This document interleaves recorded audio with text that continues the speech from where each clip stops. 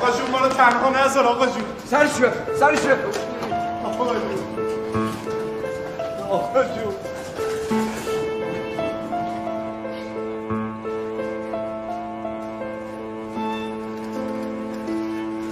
آقا چی میگه آقا جون؟ چیه؟ آقا تو من پسرشون هستم. پسرش باشین پدرش باشین نمیذارم برین تو. ببخشید آقای دکتر، من نه پسرشم نه پدرشم. بایسته بفرمایید آقا. کجا؟ گفتم نمیشه برین تو دیگه.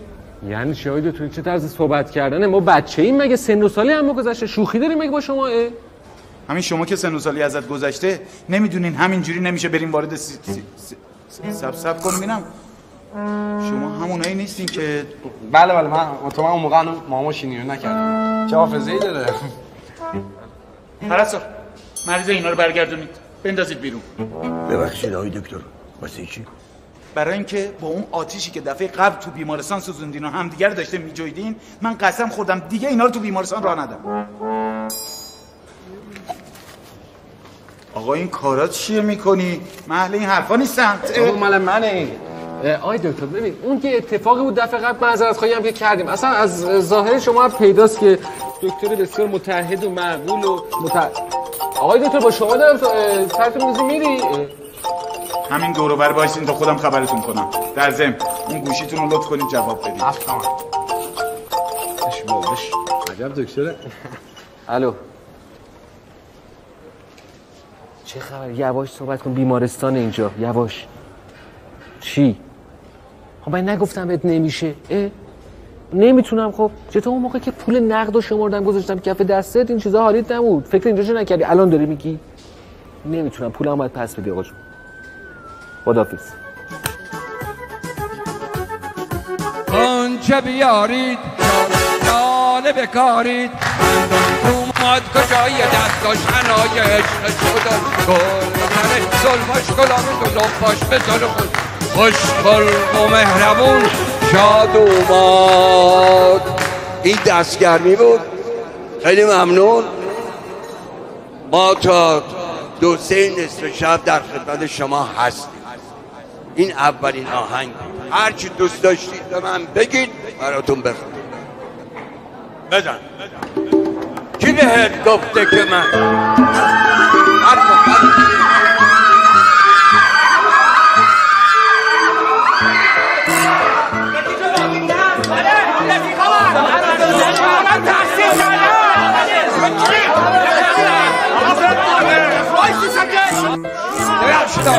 اینا گروه آکروبات تالارن. خلبازی چه؟ اعتماد به نفسم بره بالا. به تو چیه؟ گوش کن دفعه آخر باشه این عرازل برمیداری بیاری اینجا. فهمیدی یا نه؟ عرازل چه؟ اینا رفیقام همه تحصیل کردن. گوش کن اینجا جای آدم مجرد نیست. اینجا خانواده نشسته مجرد نباید بیاری. فهمیدی یا نه؟ راست میگن آقا. اینجا جای مجرد نیستش. شما چی میگی؟ من دارم با برادرم تو دخالت میکنم. من مجردی؟ اینجا همه مجردن. من شکایت میکنم. راست میگه دیگه. زن و بچه رفت آمد میکنه. تو دیگه چی میگی؟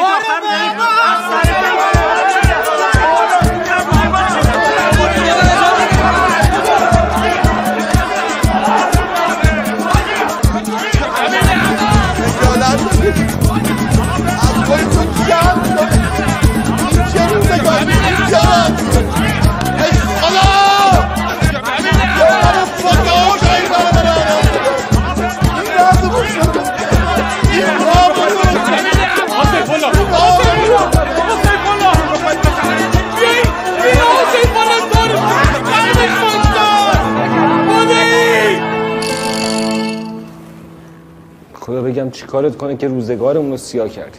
خدا رو زمین برات داره که حاجی رو سکتهش دادی. خدا نیست و نابودت کنه انشالله. چرا خدا مایه میذاره؟ خودت مایه بذار که با این کارات زندگی هممون نابود کردی. چی شد؟ بابا حالش چطوره؟ چی شده؟ ناراحت نشید نوشین خانم. بابا CCOه. دکتر گفت حالش خوب میشه. ایشالله ایشالله.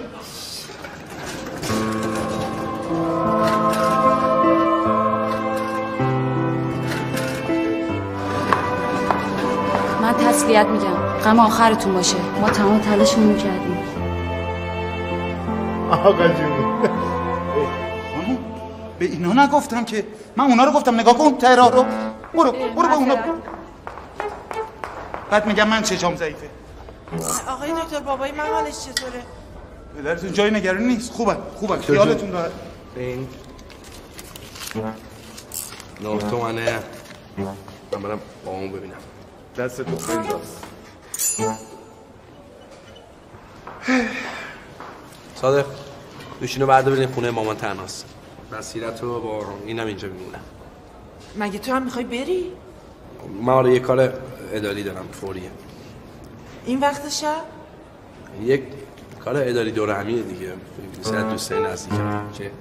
همین روزا ببین کی بشه من زنگ بزنم این برادرای زحمتکش نیروی انتظامی بیان یه دستمند بزنن برات دارن ببرن یه طایفه ای از شرت راحت شد. صادق برین دیگه این موجی مردو برداره دیوونه میشه. پرویز با آقا جون خیلی بهتر شد. باشه سه شنبه آقا جون یعنی که آقا جون برای چند میگو بردم. آقا چرا؟ اینو بگم مردن که چرا؟ خوبه والا. ما داریم اینجا خون گریه میکنیم اون وقت این خدا بیخبر از دیشب رفته پی اشغال خودش. اصلا انگار نه انگار ما اینجا مریض رو به موت داریم. پرویز اتفاقا خوب شد. راستش نمیدونستم چجوری سر حرف باهاتون واقع. چند وقت پیش با خودم گفتم چه اشکالی داری یه وصیت‌نامه مختصری بنویسم واسه روز مبادا. این حرفا چیه؟ حالا من فکر می‌کنم روز مبادا که همین الان دیگه بهتره بازش کنیم بخون. ضرری نداره که اگه رفتنی شدیم که هیچی. اگرم موندیم حالا 30 سال 40 سال بالاخره بعد یه روزی باز کنم بخونن دیگه. بخون برساتی. چشم آقا.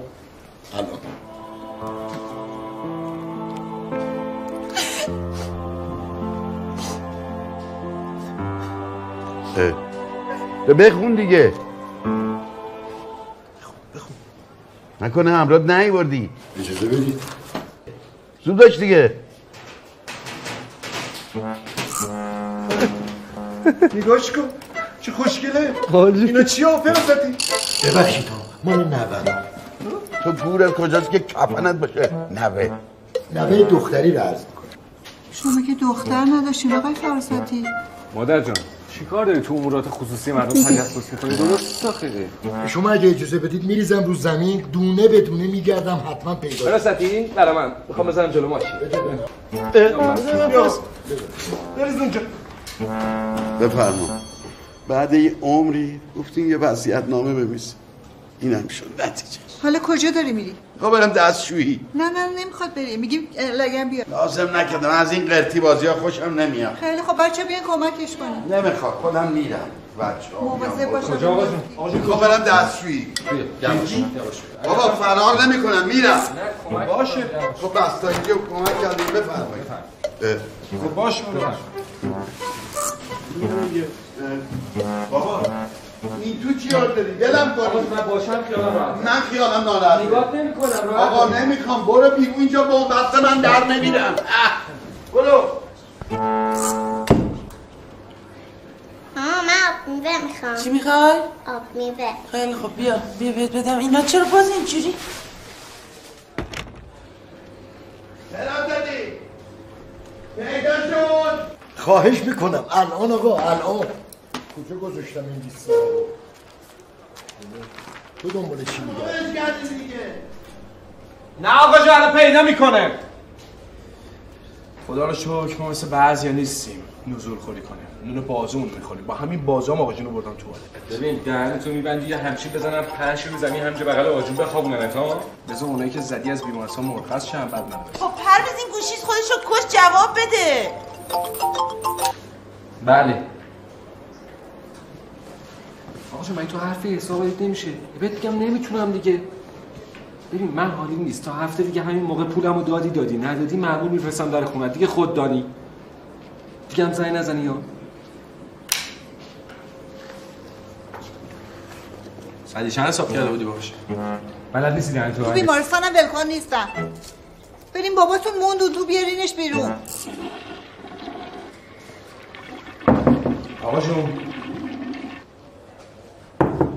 آقا جون هستش برو کنار آقا جون منم آقا جون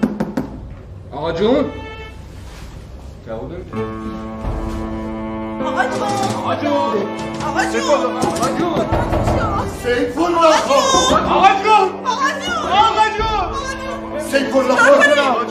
جون آروم باشی بریم عقب بریم کنار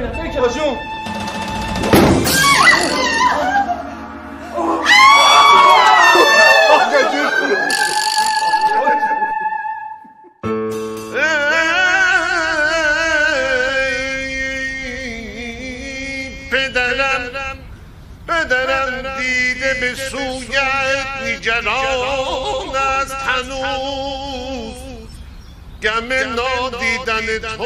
ببین از این حلوا خواهش می‌کنم همتون میل بفرمایید. این حلوا 2 بار در زندگی من پخته شده.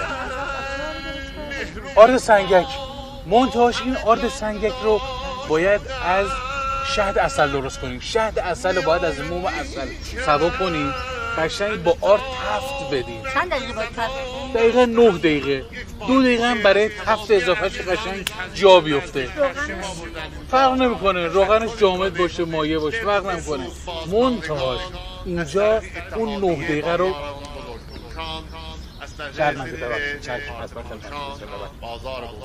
عرض کردم خدمتون خدا امواتتون رو بیامرزه. من خدمتتون میرسم براتون مفصل توضیح میدم که این حلوا چجوری پخته شده. شرمنده بفرمایید. چه پسر قدر پدر را میدان گوش بدین زاشو چه پدر قدر پدر را میدان چه پسر قدر پدر را میدان گر نباشد مهر او در دل تو.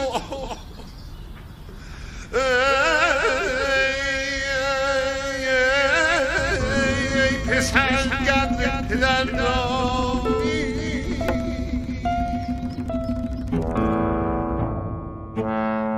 خب کسی حرفی نداره؟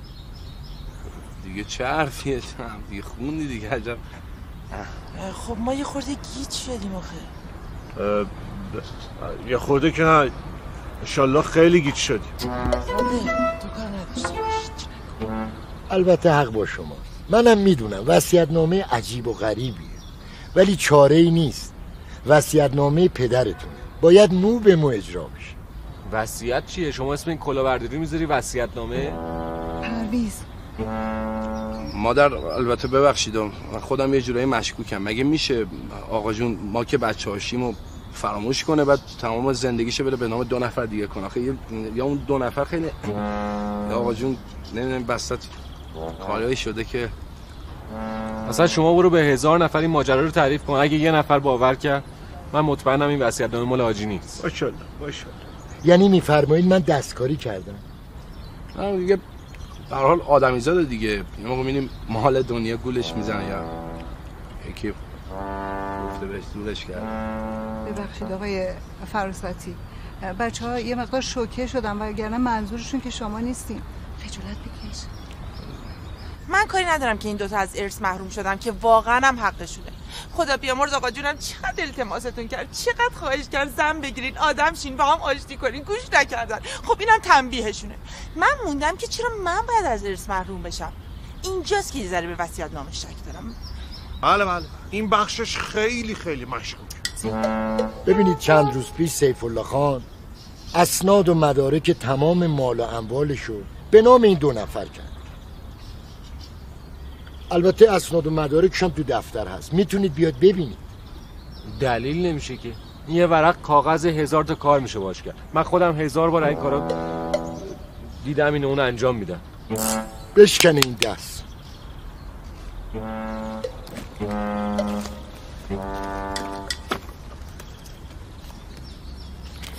البته قرار بود بعد از مراسم 7 این CD رو بدم ببینید، ولی با شرایطی که الان به وجود اومده و تا تهمت دزدی به من نزدید بهتر اینو ببینید.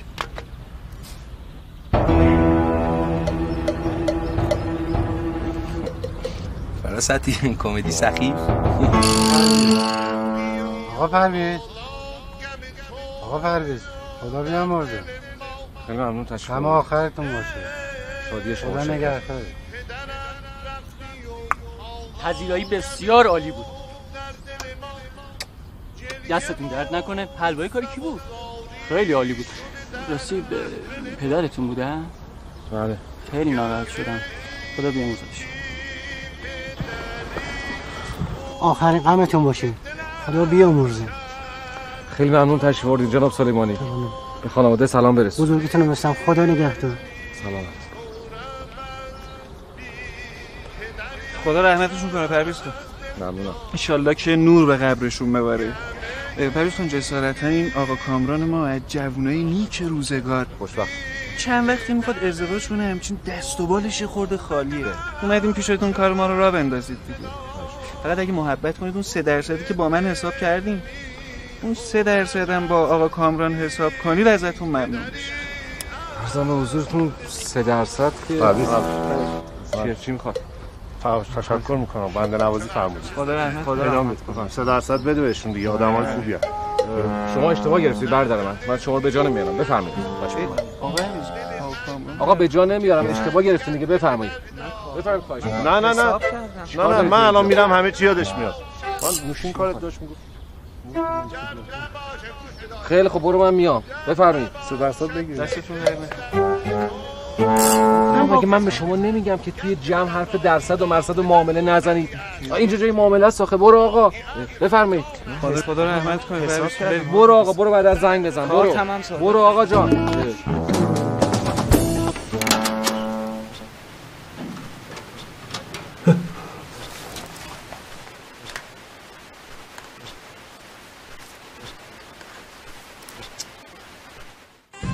تالار بزرگ باغ زندگی با بهترین و پیشرفته ترین امکانات روز آماده پذیرایی از شما عزیزان می باشد. تبلیغ تالار نوشی.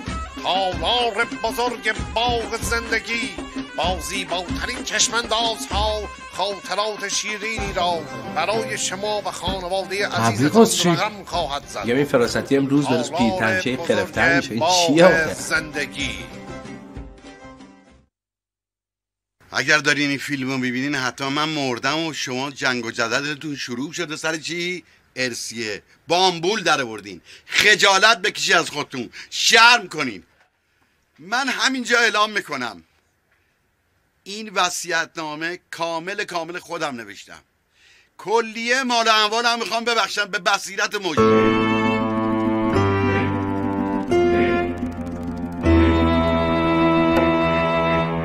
به هیچ کسی هم مربوط نیست. مالمه، دلم میخواد. هر کسی میتونه مالشو به هر کی دلش میخواد ببخشه. به کسی مربوط نیست. همین و سلام. کوفت زهر مار شربنه دیدش. هم میگم این چون اول فیلم بابا گفته بذار اینجوری شروع کنم یه مقدار طنز باشه بچسبه دلم. فرق نه آقا جون خدا بیامرز اصلا شوخی نداشت با هیچ. منم فکر میکنم جدی بود. البته برای اینکه تا آخر عمرتون نفرین ناله نکنین و 4 ستون بدن من تو قبر نلرزه یه فرصت کوچولو بهتون میدم. شاید سرتون به سنگ خورد و آدم شد. ماشاءالله.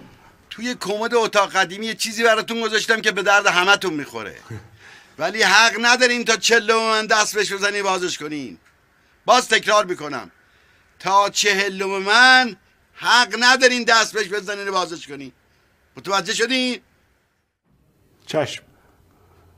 دست نمیزنیم.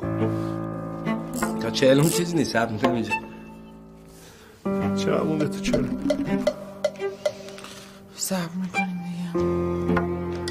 چاره نیست دیگه، تا 40 باید صبر کنیم.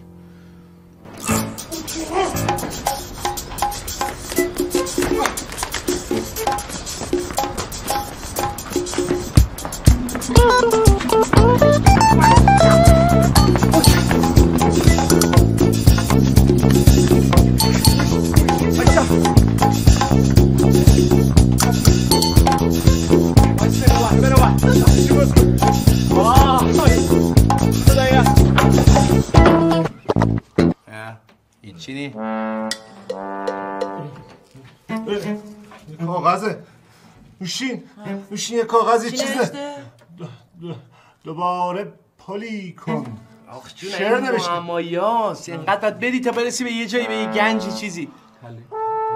پلی کن. پلی کن. ها؟ دوباره پلی کن. یعنی چی؟ یعنی دوباره CD منظورشه ها؟ CD. خاک عالم تو سر همتون. ضایع شدیم؟ خوبه. میخواستم قبل از مردنم مطمئن بشم که شما آدم بشو نیستید. 2 دقیقه نتونستین تحمل کنید. من که عقب وایساده بودم آقا جون. همون بهتر که از ارث محروم شین، برین از گشتگی بمیرین. بهتر. خوب گوشاتونو وا کنین ببینین چی میگن. این خونه رو میدم به پریدو، یه حقوق ماهیانم براش گذاشتم، بقیه‌تونم کوفت کاری بهتون نمیدم. حتی من؟ حتی نوشی، اونم از ارث محرومه. همتون از ارث محرومین تا وقتی که خسرو و پرویز چیکار کنن؟ زن بگیرن. حالا من که نتونستم آدمشون کنم، شاید زن بگیرن اون موقع آدم شد. در ضمن تا 40 هم وقت داری این کارو بکنی، وگرنه ارث بی ارث. نوشین بابا، اگه تو هم میخوای به حق و حقوقت برسی، سعی کن کمکشون کنی اینا به سر سامون برسن. در ضمن جفتتونم باید با هم زن بگیرین، تک تک قبول نیست. و سلام، نامه تمام. فهمیدی؟ گفتم تو 40 باید صبر کنی. آقا یه دقیقه بده. چیکار میکنی؟ ببینم تش رو شد یه چیز داشته باشه. بابا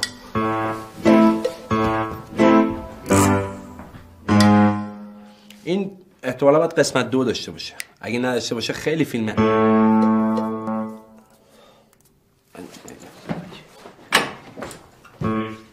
تش داره ولی چیکار میکنی؟ واقعا حوصله داری یا؟ تش نداره چی؟ مبارک. وقتی توی خونه عکس تو رو میبینم، میبرمت به صحرا، رو به روش میشینم، میگم درد دل گذشته هامو که شاید بشنود این دشت هامو، که شاید باور کن پرویز خان، ما نه سر پیازیم نه تای پیازیم. منتها من نمیدونم این خدا بیامرد چه نیتی داشت که ما رو انداخته تو حجر، منو اینو. مورد شما باشه برای بعد مراسم. فکر کردی به همین راحتی از میدون در میرم میذارم روز روشن حق و حقوقمو بالا بکشین؟ براتون دارم. آقا ما غلط بکنیم از این کارو بکنیم. ما خونه زاد این خانواده ایم. آقا ما رو ببخشید. آقا ما رو ببخشید. آقا ما رو ببخشید. آقا ما رو ببخشید. آقای موتی خجالت بکشی. خواهش میکنم. تو که نمیدونی این کیه من بوده، رفیق 40 ساله من بود. آقا جان خواهش میکنم آبروریزی نکنید، زشته جلو مردم، زشته.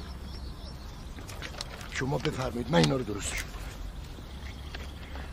این فاکتور مخارج بیمارستان خدمت شما. چه خبره؟ چرا اینقدر زیاد؟ خواهش میکنم. اون دری هم که با لغت شکوندید محاسبه کردن، برای این زیاد شده. بدش به همون آقایونی که برای مال اموال سیف الله خان کیسه دوختن. بگی آقا. خواهش میکنم. پرویز خان شما فرزند ارشد سیف الله. میگم آقای فراسدی جون مادرت. ببین ما دوتا، من این هم میشناسم، ما دوتا مال مردم خور نیستیم. جون مادرت، ما رو از این ماجرا بکش بیرون. یعنی چه؟ مگه دست شما هاست؟ وصیت‌نامه سیف الله خانه مو به مو باید اجرا بشه. همین که گفتم. آقای فراستی، بله، نمیشه یه کاغذی چیزی امضا کنیم همه رو به نام شما بزنیم، شما خودتون پیگیر همه این قضایا بشین؟ خواهش میکنم آقایون، نمیشه. دیگه هم حوصله شنیدن دریوریای شما رو ندارم. این وصیت‌نامه باید اجرا بشه. شما مگه میخواین زودتر از این وضعیت خلاصید؟ یک راه بیشتر نداره. کمک کنید اینا برن زن بگیرن، هم شما راحت میشید هم من. تمام شد. راستی تا یادم نرفته، اینا مال شماست. اینا چیه؟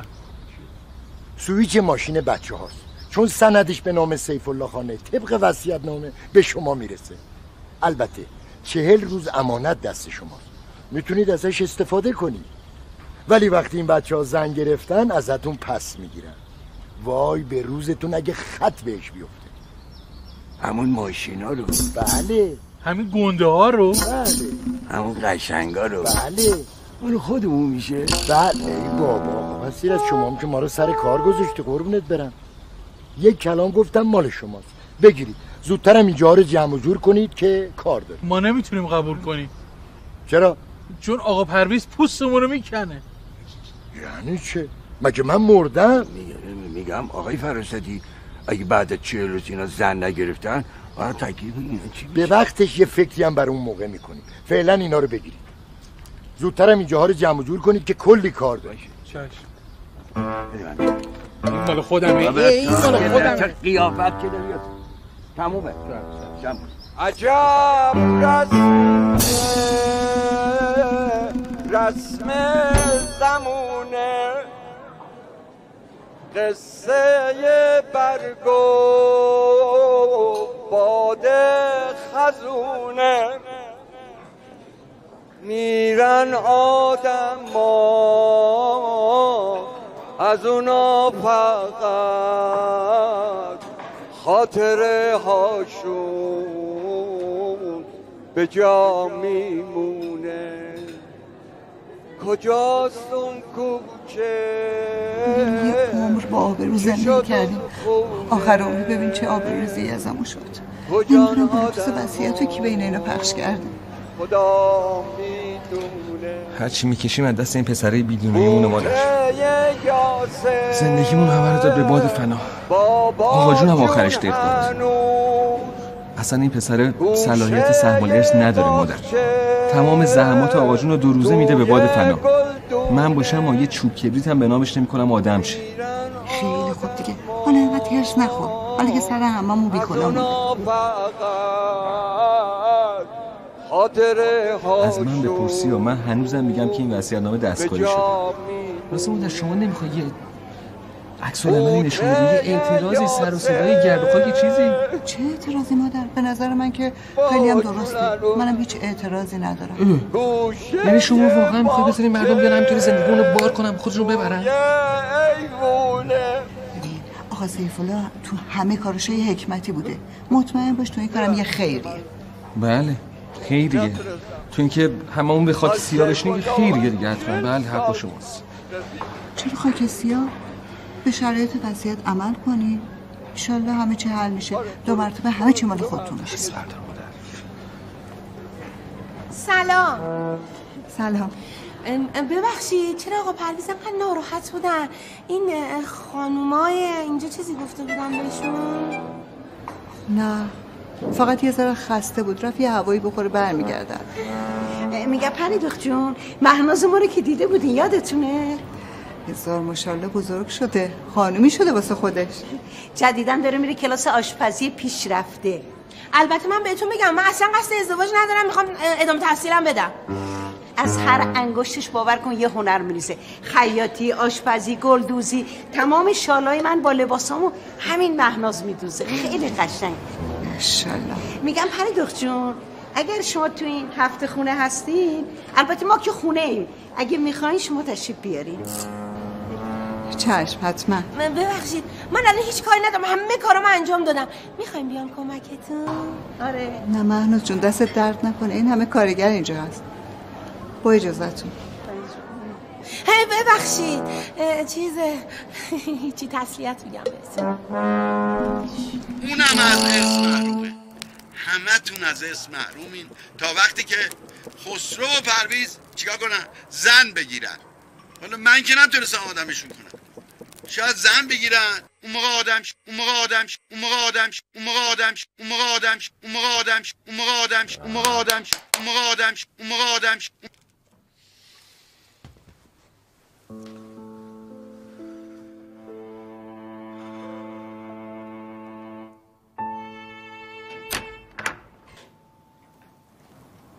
پرویز جان ول کن دیگه اون وصیت‌نامه رو. مادر جون شام یخ کرد. باشه مادر، شما برو، من الان میام. زود بیا یا بلند شو مادر جون.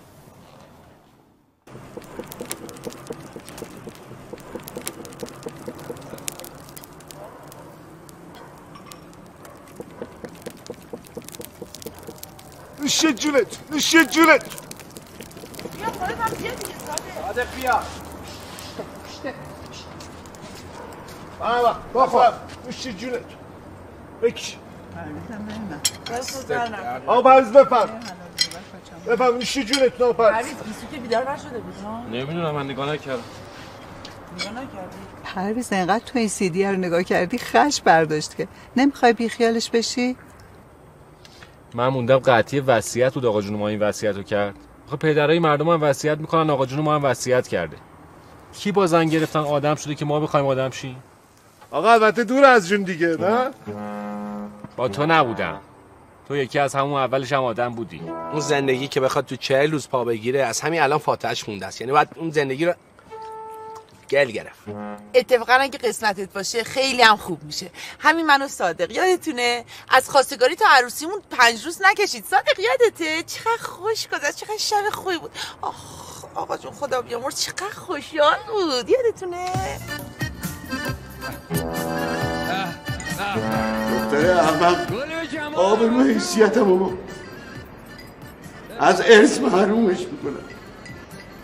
دیگه نمیخوام چشمم به روش بیاد. بعد از عروسیش هم دیگه حق نداره پاشو تو خونه من بذاره. ببخشید آجی، ولی به نظر من فقط تقصیر شماست. اگه همون موقع که این پسرای راننده جلنبار پاشو گذاشته بود تو خونه ما برای خواستگاری میذاشتی قلم جفتشون رو خورد کنم، من همون که تموم شده بود دیگه.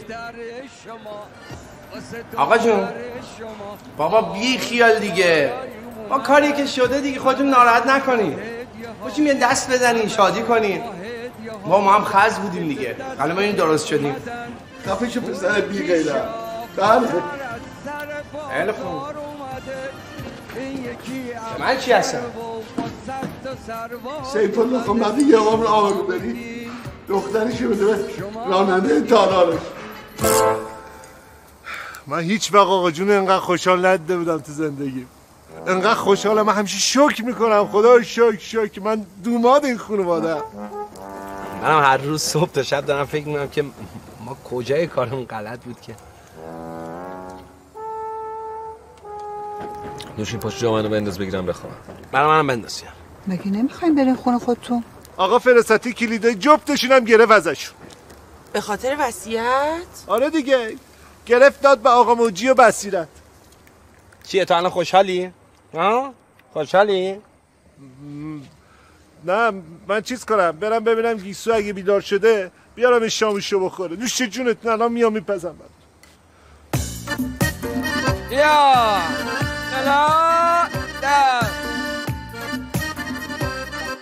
به نظرم شادومادو ماشالله این شادوماد قدش فکر میکنم 1.60 باشه ولی شماره پاش 54 روزیش زیاده.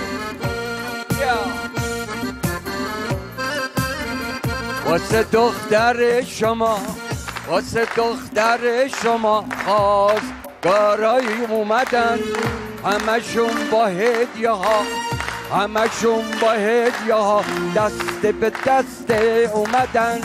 اون یکی شاه پسر از سر بازار اومده این یکی افسر و با 100 تا سرباز اومده. شما بگین توی این خواستگارا کی میشه دوماد ایشالله. توی این خواستگارا کی میشه دوماد ایشالله. بیا اون آقا که دم در دادن از بچهای شما. بله اون داداشمه. چطور مگه؟ نمیدونم آخه سر و وضعش یه جوریه که استرس ایجاد میکنه. متوجه هستی؟ نه من میدونم. شما نگران نباشین اصلا نترسین. اون همینجوری قیافش اینجوریه. و ببین آقای نایب زادگان شما اصلا دوماد اومدین. دوماد از دوسته قدیمی من همه چی دوستش. شما یه دقیقه وایسین من بهش میگم بره خونه. نه آقا جون اینطوری نمیشه. چه این برج زنمو واسه اینجا من. آقا شما بعداً بیا راجع به دستایش با هم توافق کنید. خدا اصلا این بهتون قطع کن. چه این برج زنمو واسه اینجا مردم میخوان شاد بشن. این چه قیافه‌ای؟ خود اولات چی داره میخونه ها؟ خب میخونه اگه هر شب نمیخونه. خود میکنه. مگه نمیدونه ما عزا داریم؟ اون بگو سنگین خونه میدم. برو. پرویز ما عزا داریم. مردم چه گناهی کردن؟ این اومدن اینجا شاد باشن. خوشم میاد آخر علی بیغم. نمیفهمی دیگه تفسیر خودت نیست. نمیفهمی. من علی بیغمم. من میخوام مردم دلشون شاد بشه. تو چی نگاه کن قیافه کریه پوشیدی اومدی اینجا کمون دیگه عکسی تو بزن رو کارت بزن از آوردن اطفال خودداری کن چون لولو اینجا. آره چیه نکنه داره میخواد که شلیقه قرمز بپوشم بیام رو صحنه واسم برای مهمونای محترم حرکات موزون اجرا کنم. من نمیخواد این کارا رو بکنی. اینجوری هم کسی نمیخواد اینجا. بس من هنوز هفتم آجی هم نشده 6 دقیقه کردی اومدی اینجا واسه من هر کاری کردم خوب کاری کردم. من صلاح این کارا رو بچینه. آره شاد آماده عزیز دوست داشته. بله پرویز سنگین بخون. سنگین چه؟ عروس خانم مردم دارن حال میکنن. اینجا عروسیه. ببین اینا چیه داری میخونی؟ دارم من میگم سنگین بخون. تو این تالار این چیزا مزخرفات نمیخونی ها؟ چشم هرچی شما بگید. ولی یه سوالی از شما دارم پرویز خان. این ماشین شما صندلیش بخاری داره؟ ماشین من آره. چطور؟ این بخاریش چجوری خاموش میشه؟ آدم میسوزه. بصیرت الان وقت این حرفاست آخه. سنگین بخون. سنگینا. آقا تو چی کاره ای؟ خود دخالت نکن. آقا عروسی مردم چه اصلا به تو چه ربطی داره؟ خودت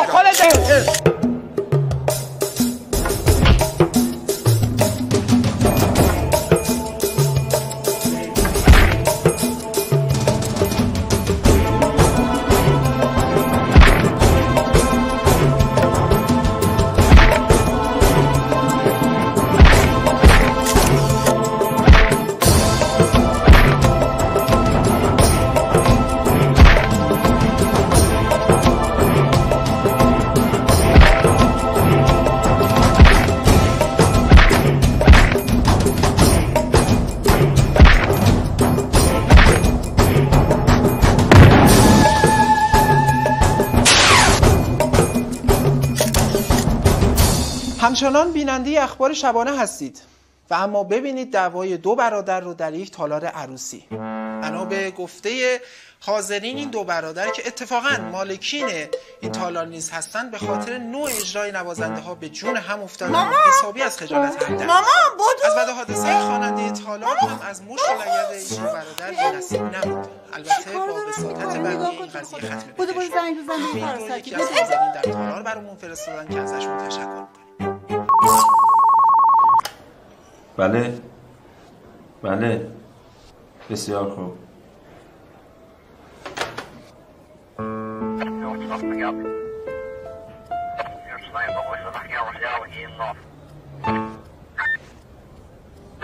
کدومتون سرش بخیه خورده؟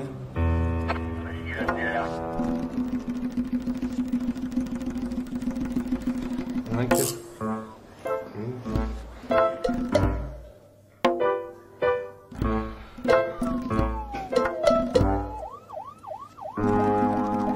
من اینجا نوشته سر شما 5 تا بخیه خورده. درسته قربان. کجای سرت بخیه خورده؟ من هیچی نمیبینم.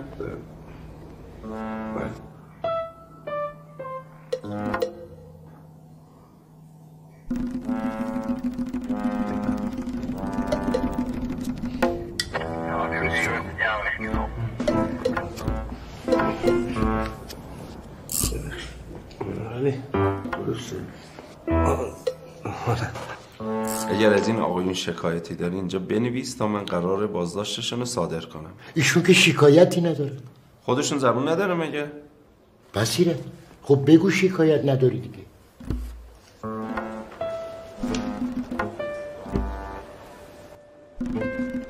جناب سرهنگ ببخشید، اینا به من نمیگن که بخاری صندلی ماشین چجوری خاموش میشه؟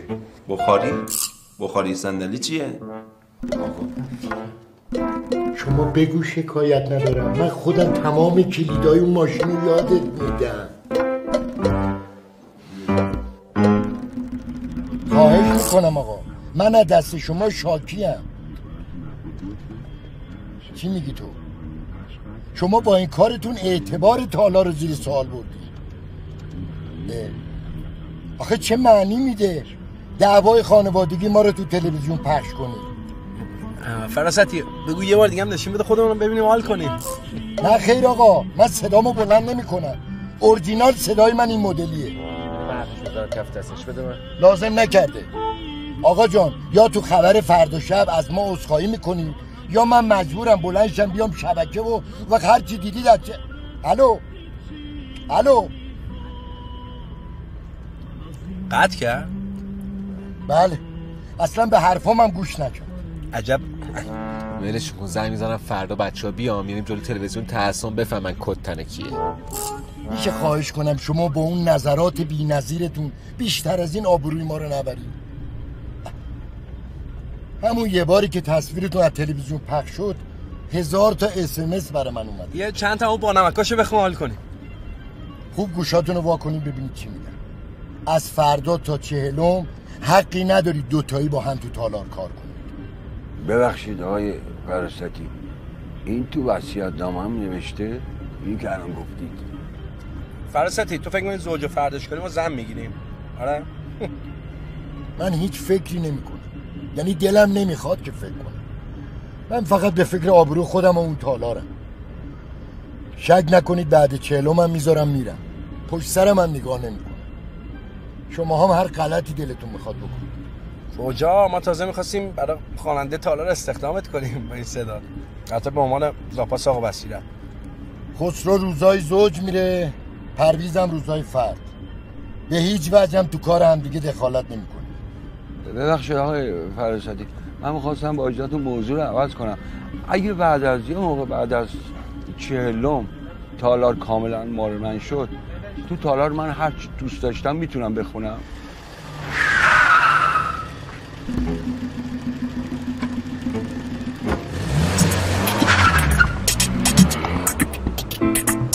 نامردا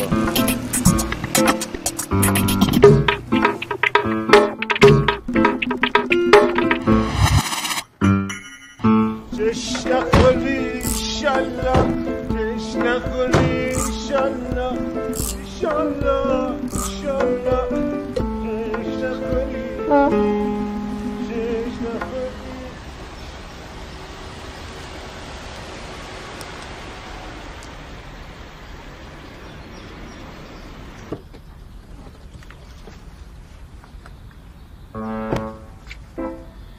بوده دیگه، بارا رو خالی کن دیگه. زود باش زود باش. این هویجا رو بریز تو لگن آب. این فلفلا رو هم خوب پاک کنین. بودو بگو بچه این بارا رو خالی کنن. بجی منو ببین، آخه تو که فرق ماشین مدل بالا با وانتو نمیدونی همین میشه دیگه. ماشاءالله شوفرم که گرفتی برا خودت. چیه؟ حسودیت میشه؟ من اصلا نیاز به این چیزا ندارم که همه میدونن. من اصلا به مال دنیا اهمیت نمیدم که. آره راست میگی، تو که به این چیزا نیازی نداری. تو که به موقعش چتر تو وا کردی، دیگه هرست چیو میخوای بخوری؟ آقا جو ارزشو داشتم، تونستم، لیاقتم بوده، میتونستی میکردی.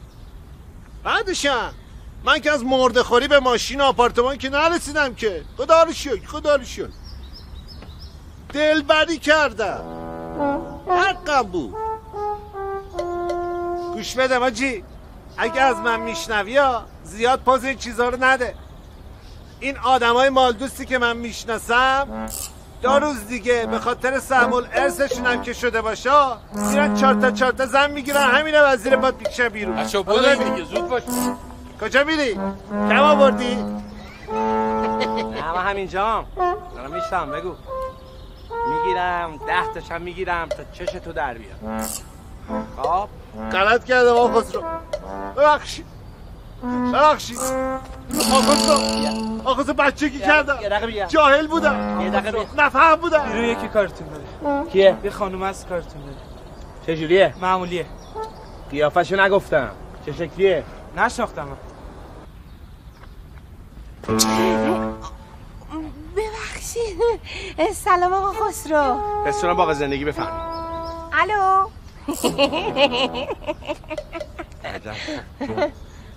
بفرمایید امرتون. من مهناز خانومم، دختر سوسن خانوم. بله 1000 بار دیدمتون اینجا. کدوم سوسن خانوم؟ سوسن خانوم دیگه میشناسین. سوسن خانوم. چشم مسئلی. مبروک تموم. خب بیخیال اینجا محل کسب. چرا؟ من قاطی کردم. بفرمایید امرتون. اون وقتی مراسم فوت آقا جون، بعد خدا بیامرزتشون، کیفمو جا گذاشتم. آقا جون کیه؟ آقا جون من میشه پدر شما دیگه.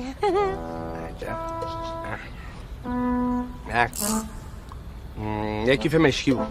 بله. باشم یه شماره بود که شماره خودتون بود. بله. شماره‌اش که دست بچه‌های آشپزخونه است. نه حالا برای اینکه صاحب کیفو پیدا کنن زنگ بزنن شماره رو برداشتن. حتی